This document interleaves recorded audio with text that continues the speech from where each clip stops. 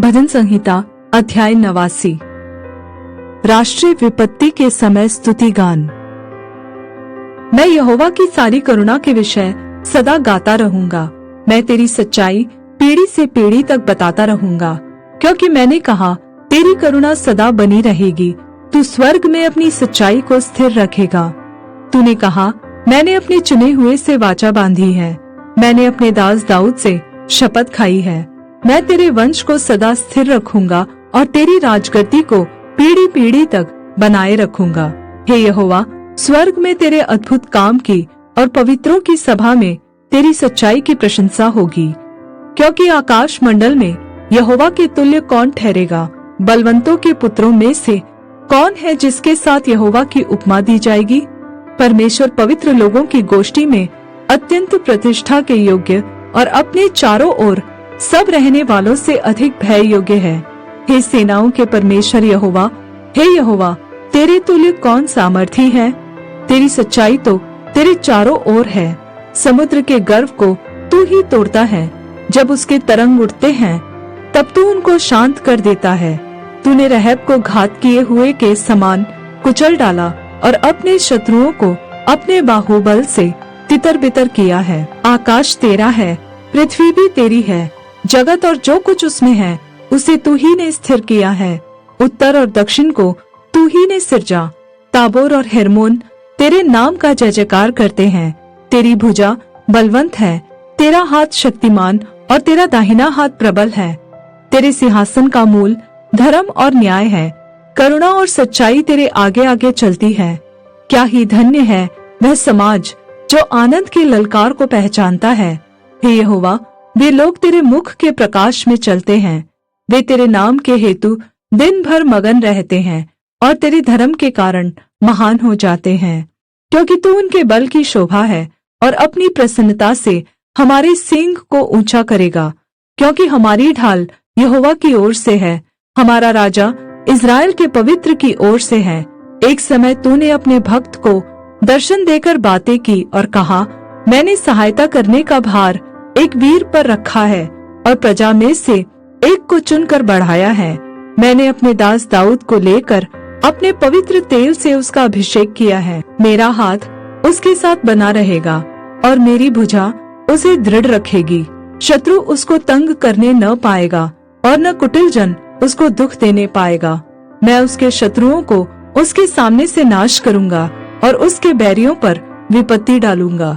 परंतु मेरी सच्चाई और करुणा उस पर बनी रहेंगी और मेरे नाम के द्वारा उसका सींग ऊंचा हो जाएगा।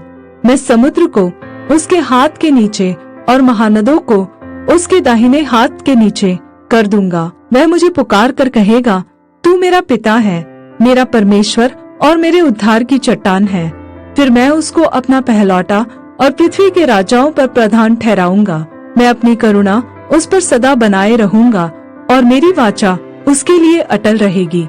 मैं उसके वंश को सदा बनाए रखूंगा और उसकी राजगद्दी स्वर्ग के समान सर्वदा बनी रहेगी।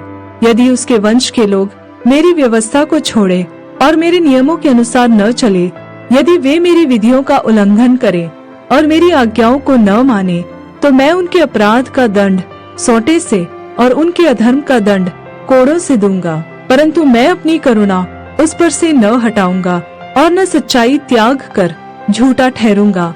मैं अपनी वाचा न तोड़ूंगा और जो मेरे मुंह से निकल चुका है उसे न बदलूंगा। एक बार मैं अपनी पवित्रता की शपथ खा चुका हूँ। मैं दाऊद को कभी धोखा न दूंगा। उसका वंश सर्वदा रहेगा और उसकी राजगद्दी सूर्य के समान मेरे सम्मुख ठहरी रहेगी।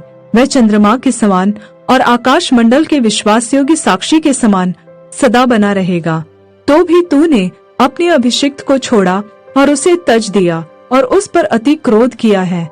तूने अपने दास के साथ की वाचा को त्याग दिया और उसके मुकुट को भूमि पर गिराकर अशुद्ध किया है। तूने उसके सब बाड़ों को तोड़ डाला है और उसके गढ़ों को उजाड़ दिया है। सब बटोही उसको लूट लेते हैं और उसके पड़ोसियों से उसकी नामधराई होती है। तूने उसके विरोधियों को प्रबल किया और उसके सब शत्रुओं को आनंदित किया है। फिर तू उसकी तलवार की धार को मोड़ देता है और युद्ध में उसके पांव जमने नहीं देता। तू तूने उसका तेज हर लिया है और उसके सिंहासन को भूमि पर पटक दिया है। तूने उसकी जवानी को घटाया और उसको लज्जा से ढांप दिया है। हे यहोवा, तू कब तक लगातार मुंह फेरे रहेगा? तेरी जलजलाहट कब तक आग के समान भड़की रहेगी? मेरा स्मरण कर कि मैं कैसा अनित्य हूँ। तूने सब मनुष्यों को क्यों व्यर्थ सिरजा है? कौन पुरुष सदा अमर रहेगा? क्या कोई अपने प्राण को अधोलोक से बचा सकता है? हे प्रभु, तेरी प्राचीन काल की करुणा कहाँ रही, जिसके विषय में तूने अपनी सच्चाई की शपथ दाऊद से खाई थी? हे प्रभु, अपने दासों की नामधराई की सुधि ले। मैं तो सब सामर्थी जातियों का बोझ लिए रहता हूँ। तेरे उन शत्रुओं ने तो हे यहोवा तेरे अभिषिक्त के पीछे पड़कर उसकी नामधराई की है। यहोवा सर्वदा धन्य रहेगा। आमीन फिर आमीन।